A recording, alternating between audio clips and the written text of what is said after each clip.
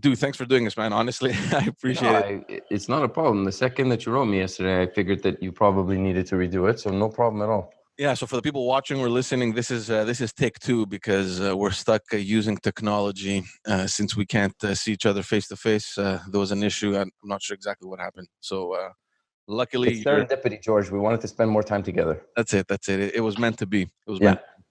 meant. Tell me how you're doing, first of all, man. This coronavirus thing. I see your Instagram post. You're spending a lot of quality time with your girlfriend there. Yeah. How's I'm getting haircuts at home, which are going very well. I honestly, I was blown away at Vanessa's ability to cut hair. And I'll be honest, the first time that she did, she tried Tyson out first, and then I was the runner-up just to make sure that all the equipment worked. I find it funny that you went after the dog, though. Well, I had to make sure that the tools were being used correctly. Appropriately, yeah. Yes, appropriately. I don't want you to chop off my ear or anything. Let's No. grab the dog, test. Well, I'll be honest, because one time I had my haircut before, and I remember I was in high school, and it was a friend of mine that was doing it, and he went up. I guess we were going to be clipping, using hair clippers for the side of my head. Yeah. And he went up the side of my head without one of the plastic pieces on he the went just straight with Yeah. Oh, Because no. he forgot to put it on. So I'm watching in the mirror as this happens, but I don't realize that he doesn't have a piece of like one of the numbers on it. Yeah. And then sure enough, basically my head was a disaster after that. But I remember I insisted that I didn't want to do my whole head like that. So I had one line thinking that I could kind of hide it, but no, there was no hiding it. And then I remember I went to track practice later on that day, and the coach said, "I hope you didn't pay for that." No, I ordered some caps. So as soon as they come, I'm probably going to shave my head. I'm not sure. What's a cap? A hat, a cap. Oh, okay. Yeah, baseball hat. Yeah, whatever. But you haven't cut your hair since you're in quarantine? No. That's impressive. Yeah. You're getting ready to do it. Probably we're just gonna clip it off. I mean, at this point, what am I gonna do? Well, there are some websites that sell the wraparound mirrors, so you can wrap it around your head and then you go in with the scissors yourself. Yeah, that's exactly what's gonna happen. They've been popping up on my Instagram feed trying to push that. Tell me how you're coping with all this pandemic, man. How's this new life? How are you adapting to this?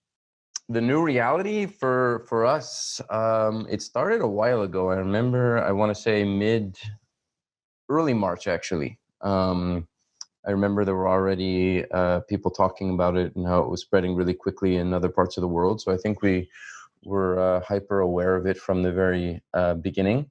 I remember that there was an international diving contest in Montreal that we went to, and I'm inclined to say it was end of February.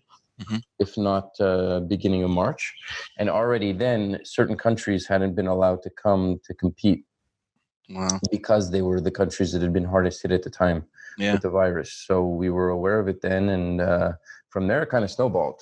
And it's been really strange. But in a sense, I find that you can find appreciation for some of the things that you wouldn't have otherwise had. Yeah. So the small things like phone calls with friends that I haven't spoken to in a long time from college. I have this WhatsApp group that is revived in a way it never was since we graduated in 2008. Yeah. That's when I was mentioning WhatsApp before. One of the people on that has an Android, and it's really nice to reconnect with those guys. And family members too. We're in much more regular contact. Zoom dinners with the whole family all together, including the nieces and nephews, which for my mom is great. And just like walks with the dogs, going outside and making time for things like lunch. Yeah. That, I hadn't really taken before. It was a very fast paced sort of existence prior to all this. And I find that everything is slowed down. Yeah. You're still working though? Are you doing everything remotely, or what's going on? Yeah, I'm still working. The organization where I work, everything has been made in a way that it can be done virtually. So a lot of the programming, for example, is done virtually with high school students all the way through university and the community in general. Meetings with colleagues can be done virtually too. So it's kind of amazing the technology that exists that can facilitate all this. Yeah. I don't think anybody realized how much we can be in touch without actually being in the same space as somebody, as the people we're talking to. Yeah. Do you think this is going to be our new reality going forward, or do you think it's just a matter of time before everything actually comes to what it used to be? I think there are certainly going to be things that will remain changed. One of the things that I heard Dr. Fauci in the US talk about was the idea of handshaking being something that should never resume. Isn't that Which crazy? That's it, just it does sound actually nuts, right? Because we've been doing it for so long, and yeah. especially for people who are in politics or work in politics, it's something that is a custom that Of you don't course, even think twice about, right? it's a standard thing. Yeah. Yeah, It actually feels weird not to shake someone's hand when you meet them now. yeah, You're like, right. no, but there's this awkwardness. You're like, what do I do now? Like You your bump hands are, elbows now. yeah, you bump elbows, or you actually just joke about it. Ah, we can't shake hands. Haha. I Yeah. don't know, man. It's strange though. It's weird.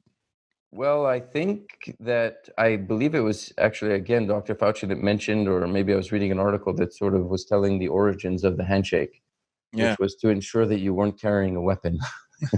So you had to bring your hands out and shake the other person that you were meeting's hands. So I don't know that we want to have a tradition based on such a sense of distrust. yeah.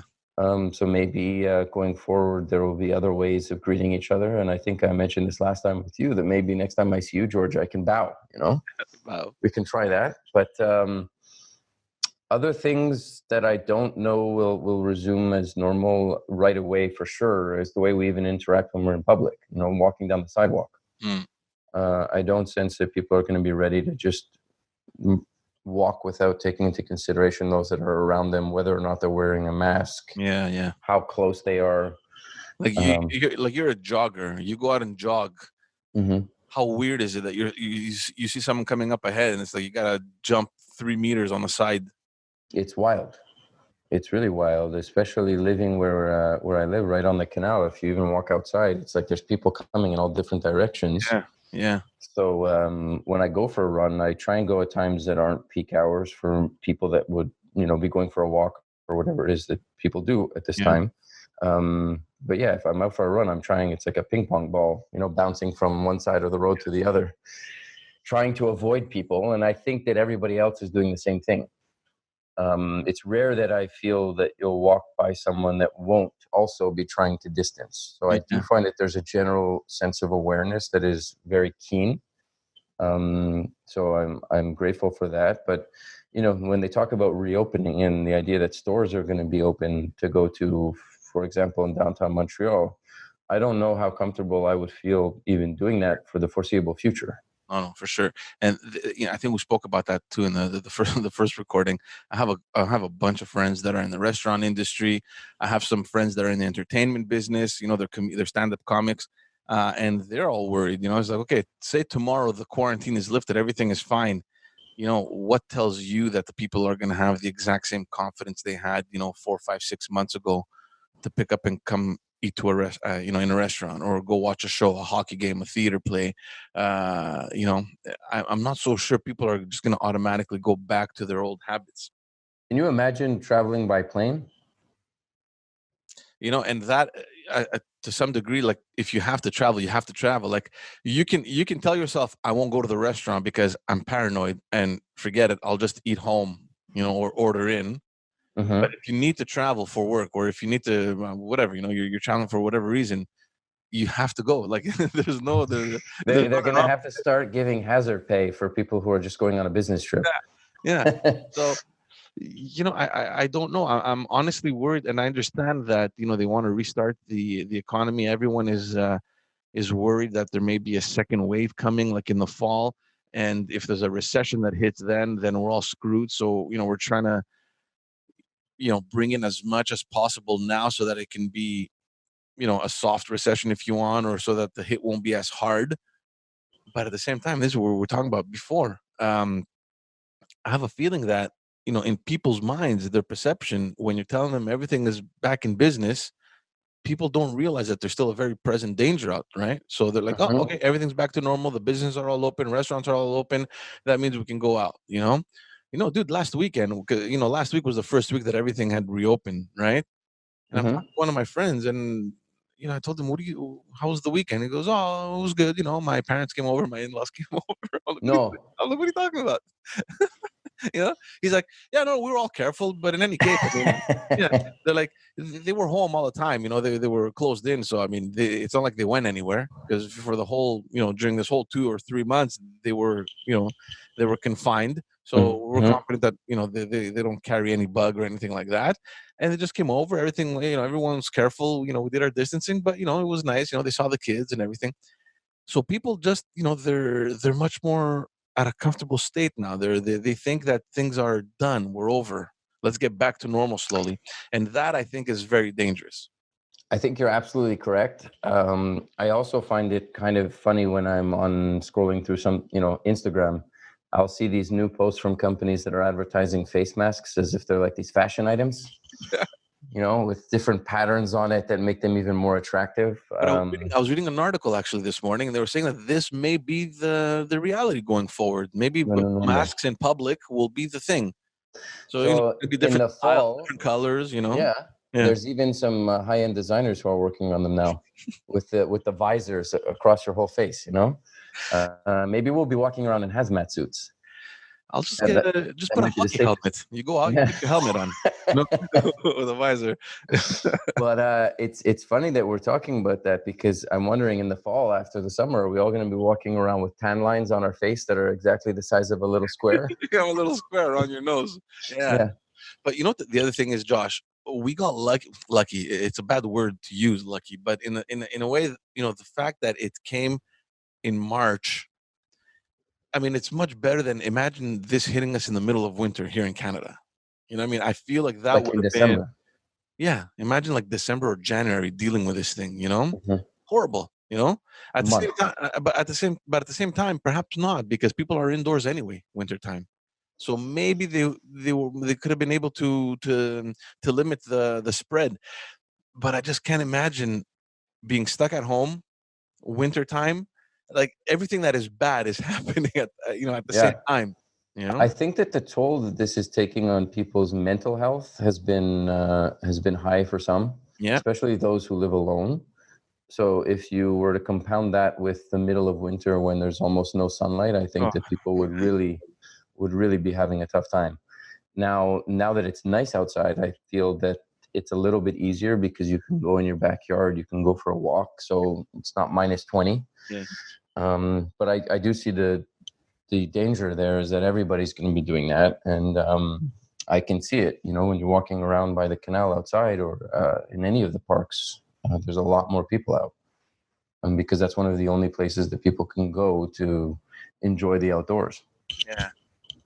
And you were telling me that the cops sometimes come, and it's really it's apocalyptic. They show up with vehicles armed with these speakers that are playing a recording advising everybody to maintain a certain distance, and if they don't, there will be a fine that will be given out anywhere between $1,000 and $6,000.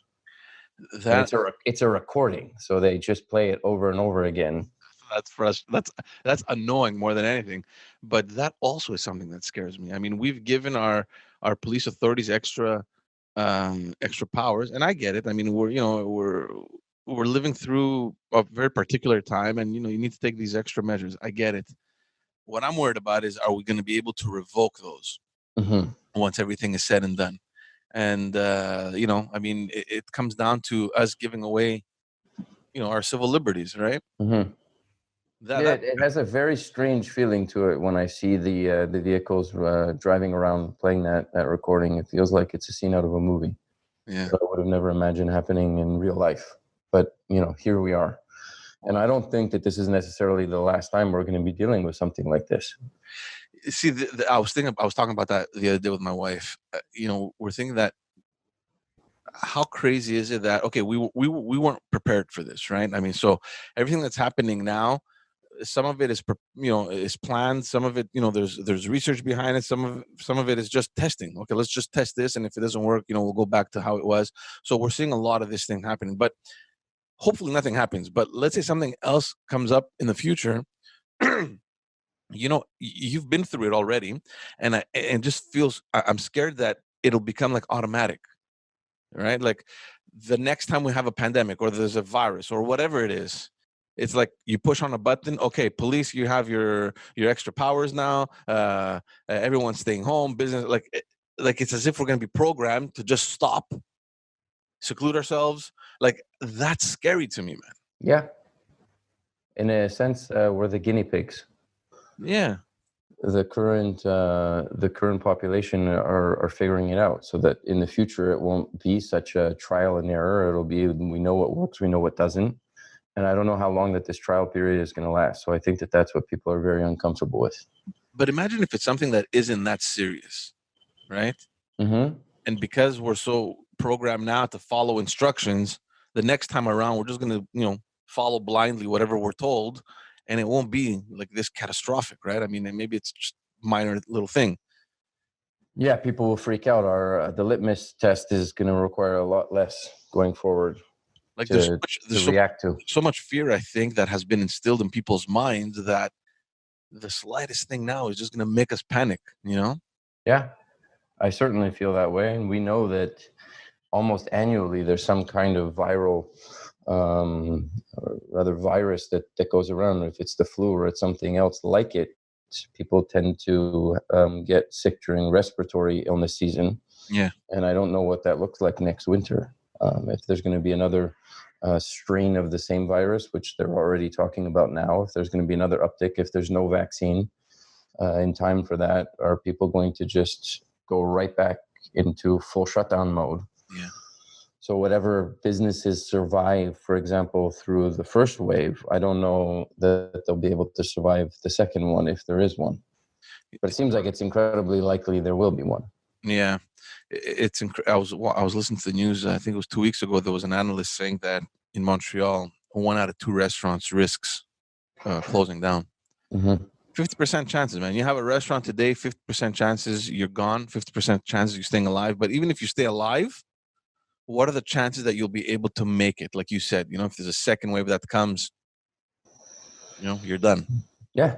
And I think that that's a reality so many businesses, even outside the restaurant industry, are facing. I was reading something along the lines, this was for Toronto, I think, that they were looking at almost 3/4 of businesses wouldn't be able to survive if they had to pay rent.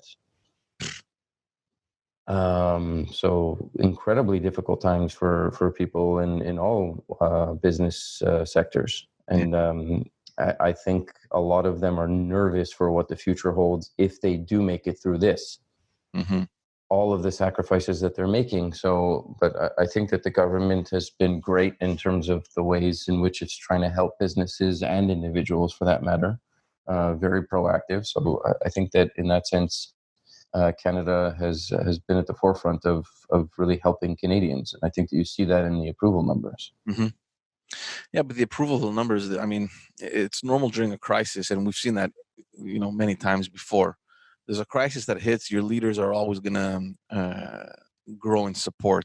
People Mm-hmm. are, in times like in times of crisis, people tend to put politics aside. The ideologies are put aside. They just look for guidance, reassurance, and they always look up to their leaders, right? With one notable exception. Which one? Oh, yeah. Yeah. He shall remain unnamed. Although I think we know who we're talking about. It's really wild what's going on in the US right now. Yeah, but the thing is that he has his support, man. I mean, we're looking at it from a different perspective, but he still has a lot of support. I think his numbers have gone down. Yeah. But also the fact that it's campaign year. I mean, it's an election year in the U.S. and it's tough to juggle because floating an idea like perhaps injecting yourself with Lysol. or suggesting medications that have never been tested or in fact could kill you, which I think has actually been the result in a few places, is incredibly troubling. I feel like I've had a discussion with a few people about it, and I'm sure you have too. But prior to him taking office, I feel like there wasn't a need to fact check the president, every Yeah. every word or sentence that comes out of their mouth. Well, no, there was they used to fact check. It's just that it happened in a, I don't know what the word to use is here, but like in a more normal scenario, right? I mean, you have your journalists; they have a job to do, and I feel that ever since they coined the term fake news, it's as if every journalist is wrong. Yeah, and I find that that's incredibly problematic because, first of all, it has diminished that profession, right? And it's not even a profession; it's a vocation. I mean, these people do it because they love what they do, but at the same time, they have to be questioning themselves. If I bring up this piece of news, okay, or this editorial or whatever, will I lose credibility because somebody will call me out as fake news, for example? You understand? So, like you said, it's just a weird time.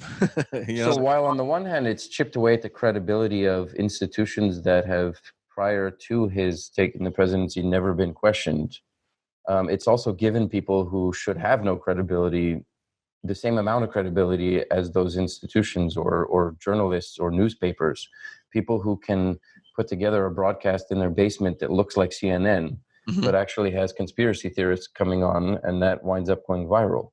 And they exist, And some of those things are going viral at dangerous rates today because I think that people are generally not sure what they can trust. Yeah. It's also the technology that has advanced to the point where everything is so accessible right now, right? I mean, before, I remember growing up in Montreal, there was like 2 stations, 3 stations playing news. That's the only source that we got, right? Now, we're talking about before Twitter and Facebook and all these things. You're bombarded with information. You have no idea where it's coming from. You have no idea if it's back checked. There's zero idea.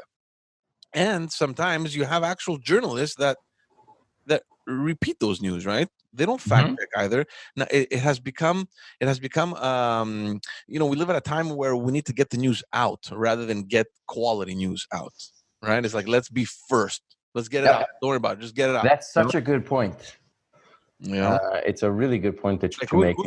Who's going to be first to announce whatever? You know what I mean? Because everything now is on Twitter. I get my news on Twitter, and we were talking about this before. You get it on Twitter and on Facebook. I feel like that it's a race. It's a race on who's going to make it first to the feed.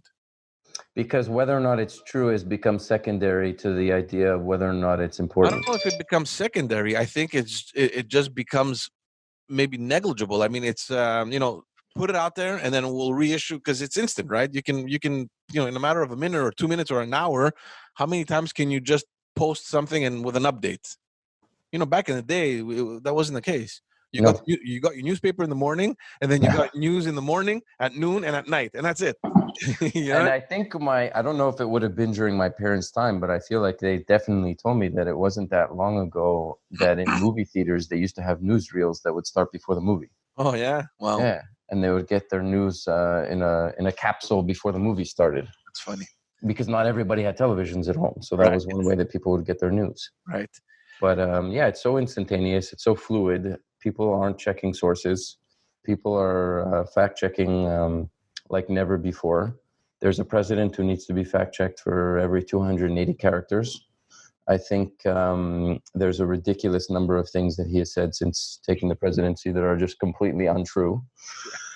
So it's in that sense, it's a completely new era. But it's especially at a time like this, right, where information needs to be verifiable, A, and B, have credibility. Sure. Because it's dangerous if people are digesting stuff that's not correct. Yeah. It's weird. It's very strange. All right, let's talk about politics. We're going to talk a little bit about what you do, because I find it fascinating that you've reached the point where you're involved in political engagement. And this, I think it's very important.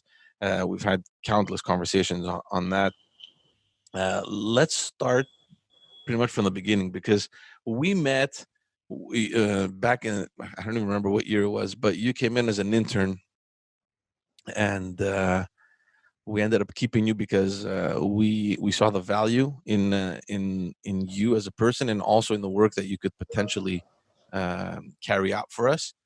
And yeah, since then it's been an interesting journey for you.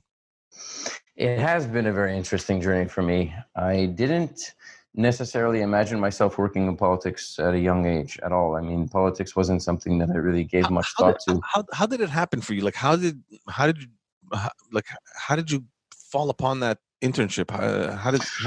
And how did you have that interest to say, okay, well, yeah, maybe this is what I want to try out? hmm I think my experience going to school in the US really sensitized me to the importance of being politically aware. I was in university in the US at a time when the U.S. elections, the presidential elections, were going on to re-elect George Bush, and then also the beginning of the era of Barack Obama. And everybody on campus at that time was extremely active and engaged. And it was something that I hadn't prior experienced. And I was also studying the history of the Middle East at the time in university. And for me, that obviously opened my eyes to a history that in many ways is one of the most political between peoples, etc. So when I came back to Montreal, I realized that I wanted to learn more about the political systems here. I knew a lot about what was going on in the US. I graduated, I came home, I tried to work for my father in the clothing industry. I worked there for about a year, but I realized I wasn't really passionate about that. I'm somebody who's always enjoyed debating, having discussions with people, particularly people who don't always agree. I think that those are the most interesting conversations to have. So when I graduated, I came back. Like I said, I worked for my dad, and then I came across this internship opportunity to work for an elected member of the National Assembly. I didn't know for which political party, so that also seemed really interesting, because had I wound up whatever political party it would have been, I would have seized the opportunity. And then I wound up getting to come and work in your office for Jerry Skluvunos and you and Doris and Tony. And it was a life-changing experience for me. It opened my eyes in ways that, as I said, I wouldn't have otherwise had the opportunity to see things. Working in an area like Laurier d'Orion, in one of the most multicultural ridings in all of Canada. Yeah. It was an incredible experience. And also working in a French environment, which for me growing up hadn't been the case, right? I went to an English school.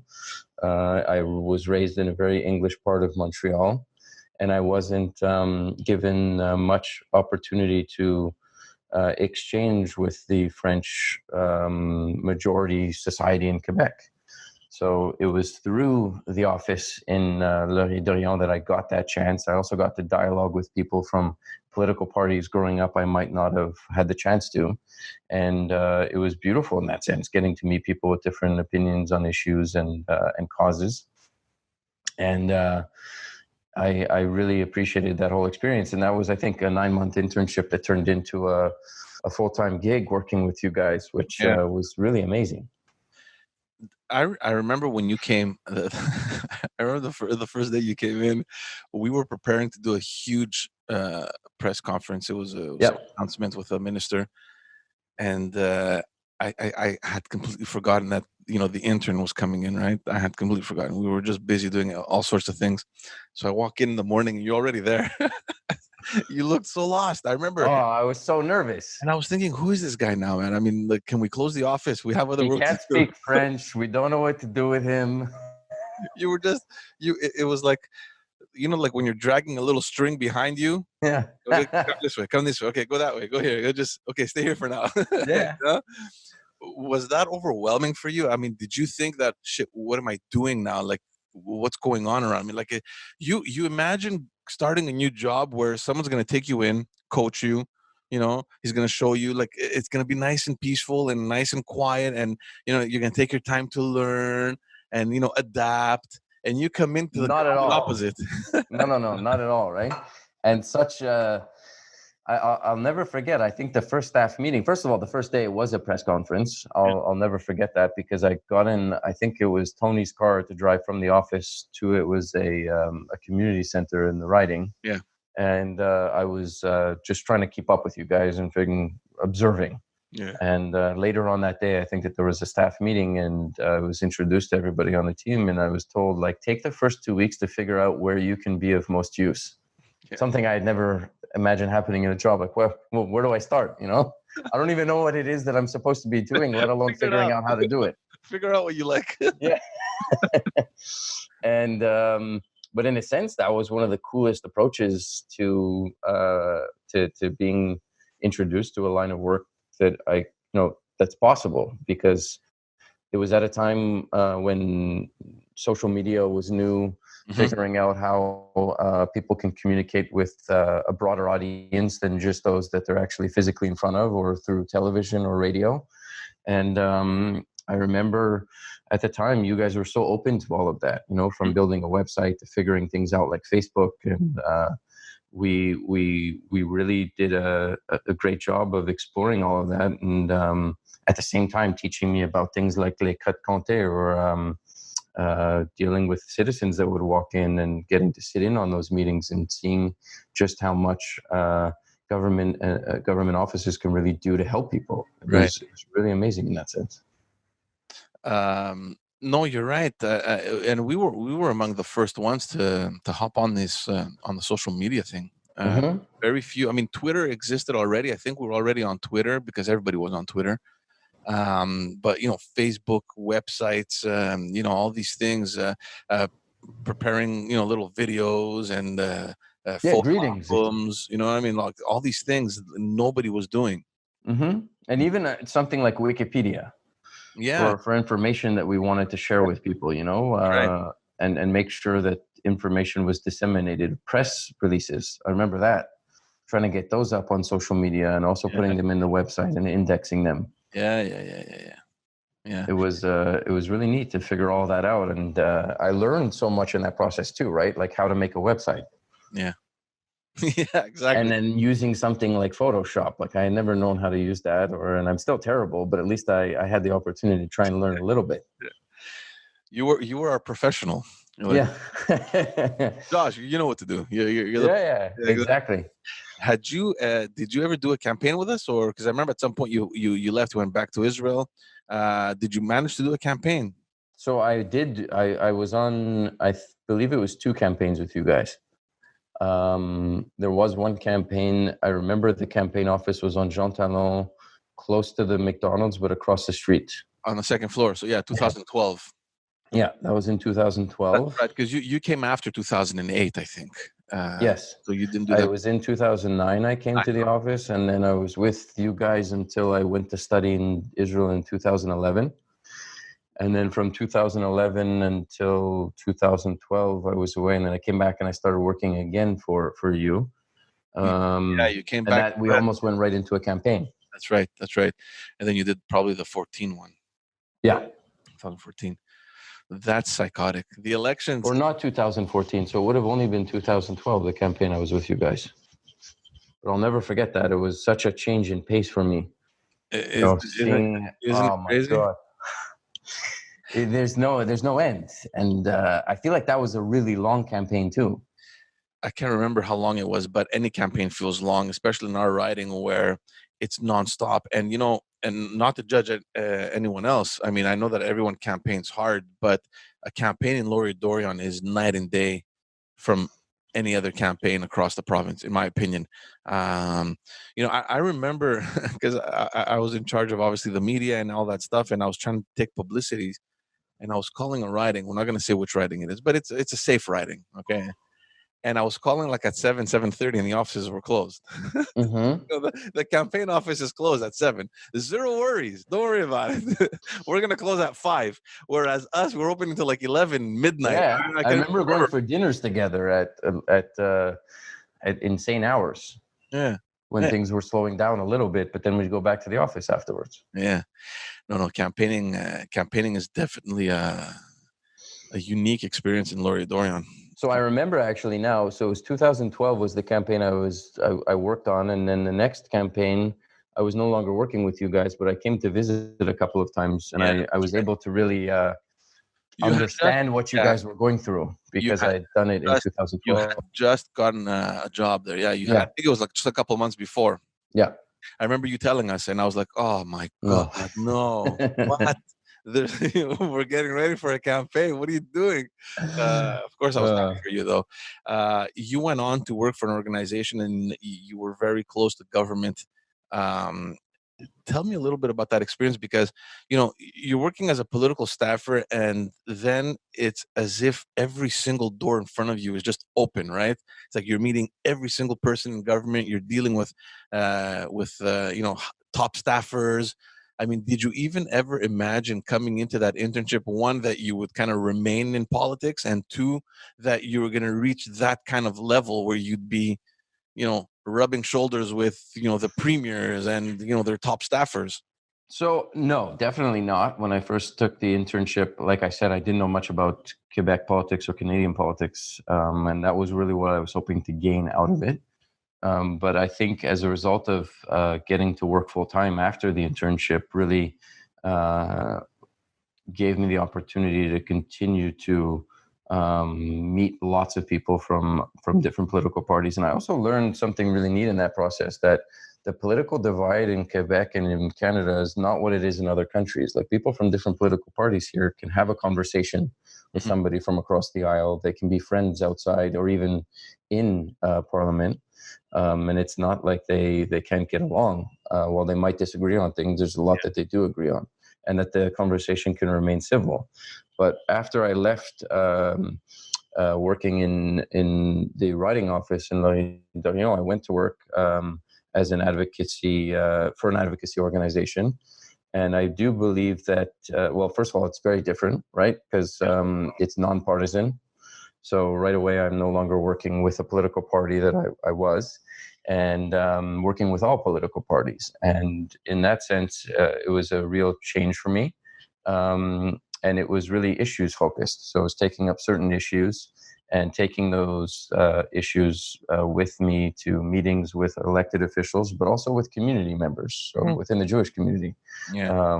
raising awareness with respect to certain issues, both among elected officials, like I said, and in the community, and making sure that we were doing our best to convey those issues and what we wanted to be done about them So, to so all political parties. so you went on to do this at a time where our party was no longer in government, and also at a time where obviously you come out of this field where you're pretty much labeled, right? I mean, you've been working for a given member of parliament that is elected under a banner of a specific party, and now you have to make contacts with a bunch of different people that are obviously in opposing parties. And in addition to that, I mean, we're no longer in government, so the facility you would have had probably before is not there, right? Mm-hmm.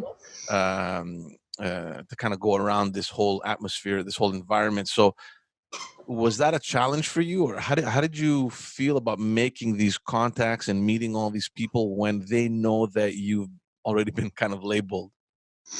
I think at the beginning I was very nervous about that, but it turned out to be nothing like what I thought. Yeah. Everybody was very open to having conversation with me, meeting with me, regardless of party. I think at that point in time, as I mentioned before, I realized that the divide is really not that big in Quebec. Yeah. That you're able to have a conversation with people from different political parties. And when I went to work for the Jewish community, I realized that people were all very open to meeting with me. It didn't matter what political party that they were from. I was working for a nonpartisan organization, so we didn't have a political affiliation one way or the other. And we were really there. I was there to talk about Jewish community issues, and everybody was open to meeting with me Yeah. about that. And everybody was friendly. I didn't once have anything but that, and I think it just speaks to the openness that you can find in Quebec on that front. Right. Let's talk about engagement, because that's what you do now. Mm-hmm. Why go into that direction? Why is it important for you to be engaged? or not for you to So engage. I mean, you're already engaged. yeah. So my engagement started when I started working for you guys. Yeah. But I think because of that, I realized how exciting it can be to be politically engaged. So whenever I talk to people, one of the things that like lights me up like a Christmas tree is talking about politics. I love talking about politics. I will talk to anybody I can about politics. So getting to work for an organization that allows me to do that, encourage others to do the same, has been incredible. It's very different from doing advocacy work. Engagement is about encouraging people to get out there on the front lines for whatever political party that they choose. So we're multi-partisan. It's different than working for a nonpartisan organization. We don't deal at all with issues. So I'm just out there trying to encourage people to find the party that best represents their values and get involved. Because at the end of the day, if there's a cause that you really care about, you can't expect other people to take care of that cause for you, especially for young people today. For example, if you talk about the environment, a lot of kids in high schools that we work with, when we ask what is something that you guys really care about in terms of causes, and the environment is one that's very common. And we saw last summer that there was a huge demonstration in Montreal, and kids went to that. Schools closed down, and they really do care about that. So one of the things that I'll say is like figure out which party you feel is the strongest on that issue and get involved. Go volunteer, meet with the candidates and elected officials in that party, become members of their youth wings. It's a really cool opportunity. You can network with people that you wouldn't otherwise get the chance to network with, and who knows where it'll land you. Maybe you'll find a career that you might want to pursue in politics. Is that the end goal for you? I mean, do you want them to kind of start getting engaged with the purpose of them actually getting involved as a staffer or in government, or just getting engaged so they can be engaged, like to know what's going on and to have, a base of volunteers that, you can mobilize and help out, your community? I think at the end of the day, one of the largest goals that we have is to increase the political literacy. Yeah. In the community that I work for now, but also to encourage people to get out and mobilize to volunteer. I think that that's a great way for people to participate in democracy.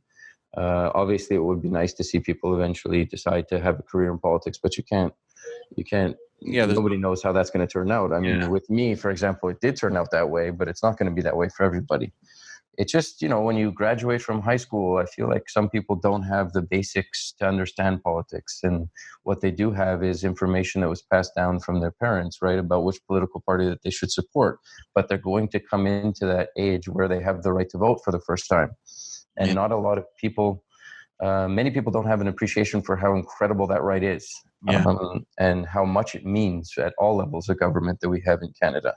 And that being better informed and perhaps even involved with a political party of your choosing is a great way to exercise a civic duty and to get out there. And just campaigning, volunteering is such a cool experience to see how much work goes into a campaign, and how passionate some of the people are that get involved in politics, who really care about some of the things that their platform include, is something that I wish more people would get to see.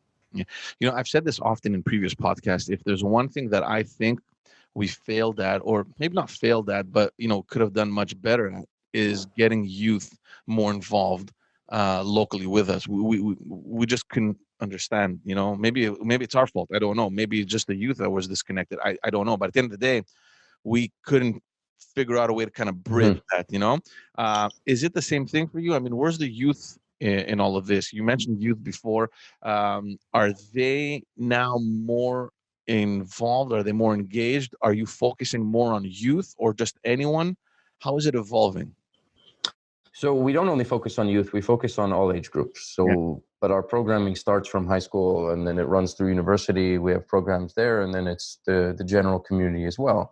But in terms of trying to get youth to be engaged or to be willing to talk about politics, I think we look at it from the perspective that, find something that they care about, and then encourage them to find out more, which party can help them advocate or argue for that cause in the best way possible. But you've seen, like, do you see that there's an interest at that age, or is there like this disconnect? I feel that there's not so much of a disconnect in high Okay. school when you go in and you give them an opportunity to actually talk about some of this stuff. A lot of them haven't had that chance.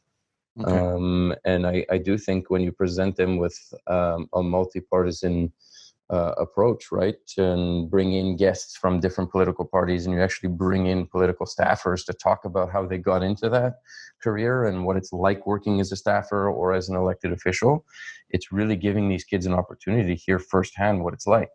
And I don't think that there's any more valuable way that you can do that. And I'm not going to say that every high school student gets turned on to a potential career in politics, but do they are they interested to hear from guest speakers that we bring in? Absolutely. And I think that these conversations are amazing. And having even worked myself in politics, it's amazing to get the chance to talk to youth about what that was like for me, because when I was their age, some of the questions I'll be asking, I right away say I wouldn't have been able to answer. Yeah. So I completely understand where you guys are and what's going through your heads. And this thing, people, politics is this very abstract idea that for you probably you don't even see the importance of. But it's soon that you guys are going to have the right to vote for the first time, and being educated on the basics of how government works.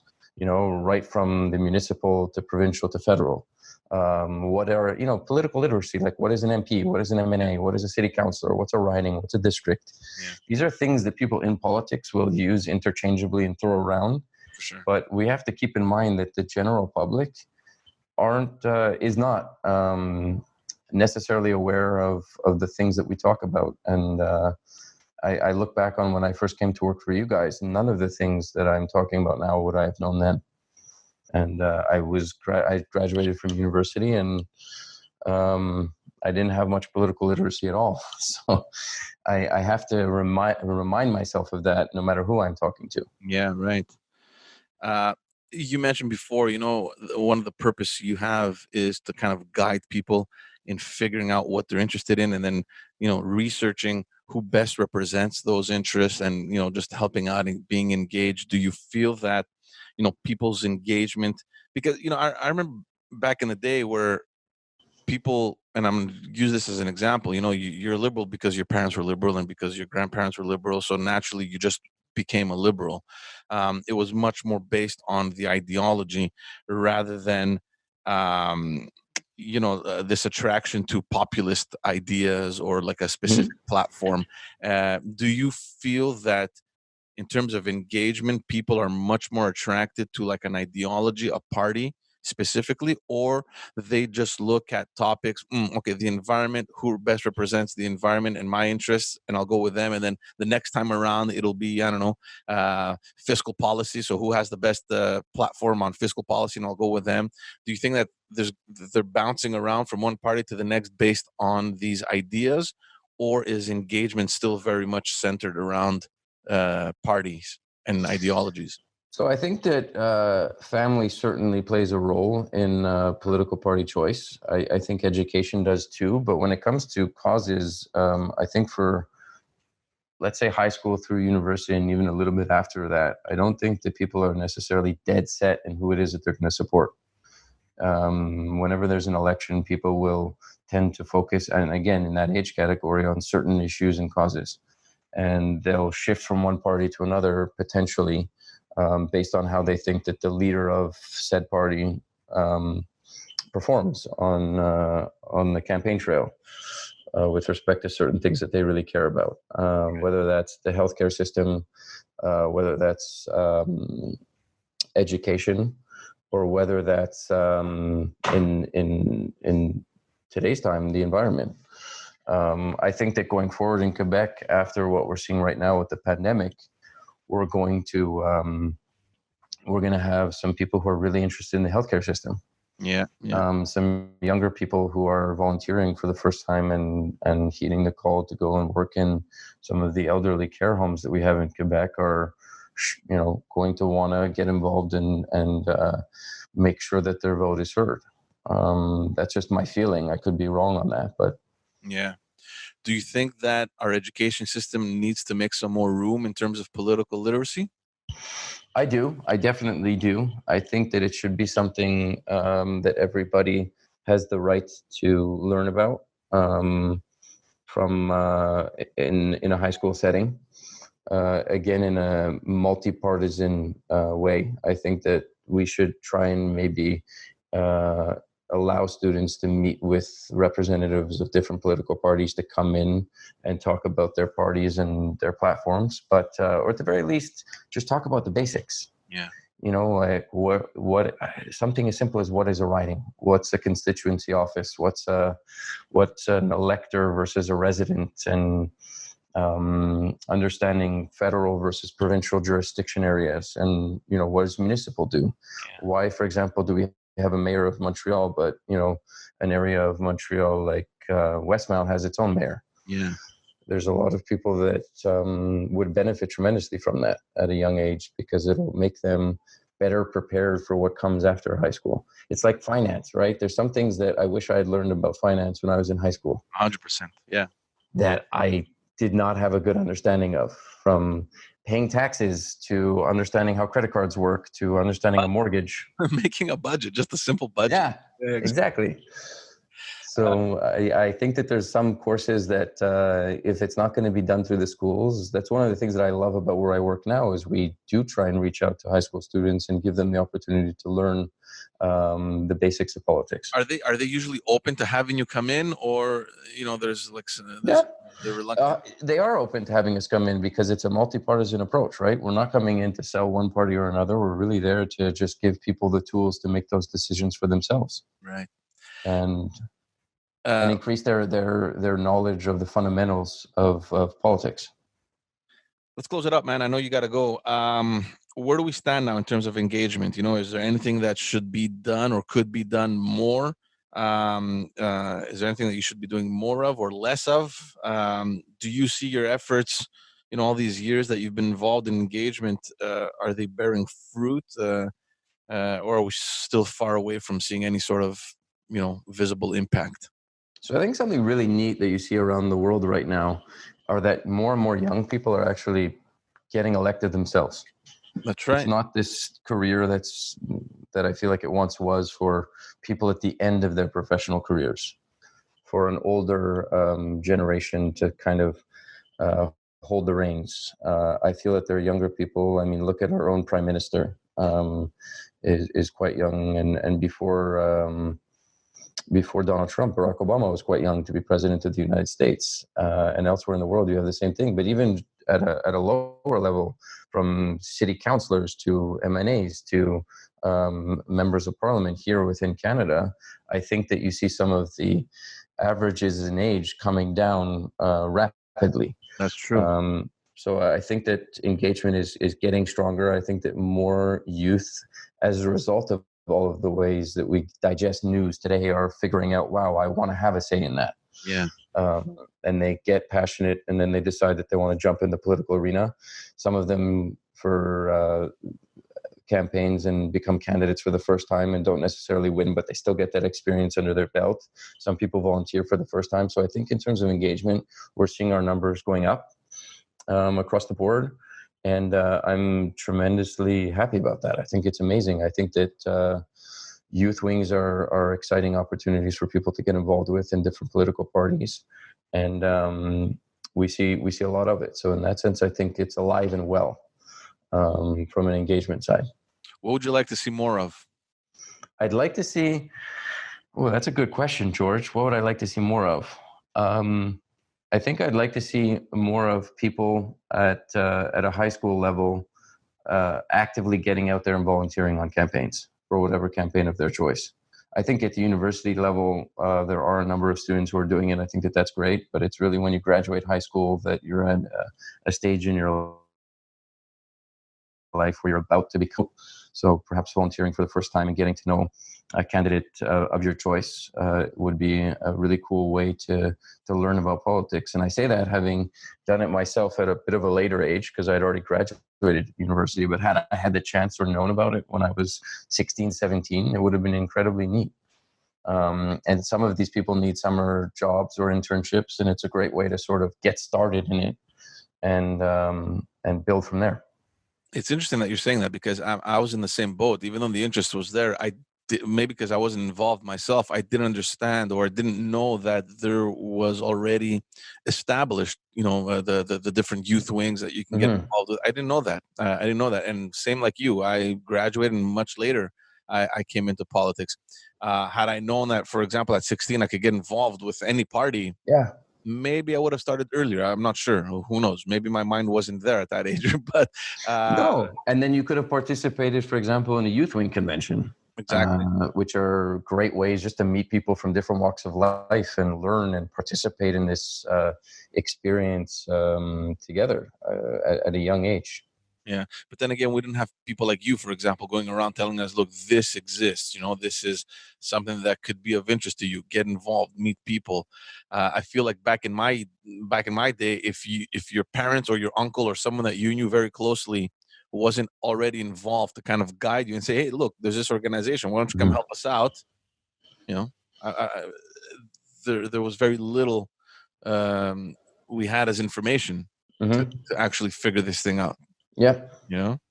Yeah, and I look back on my experience in growing up. I very much the same thing. I wish that I had the opportunity to hear from somebody from an organization like the one I work for now, that could have got me into it sooner. Right. Absolutely, but thankfully, I had my experience in Laurie Dorian to do that for me. Dude, I want to thank you for coming on, man, for the second time. Thank you, George. I appreciate it. Hopefully, man, this thing will be done with so that we can see each other face to I face. know. And Sooner than later. I know you worried about shaking hands and stuff, but I'm gonna maybe give you an elbow bump on Zoom. There you go. virtual elbow bump. But for sure, when we see each other, bro, you're getting a hug. I can't wait. I'll tell you prior that I'm okay there, so that you don't. Yeah. It's okay. I trust you, George. All right, buddy. Thanks a lot. All right. Thank you. Ciao. Bye.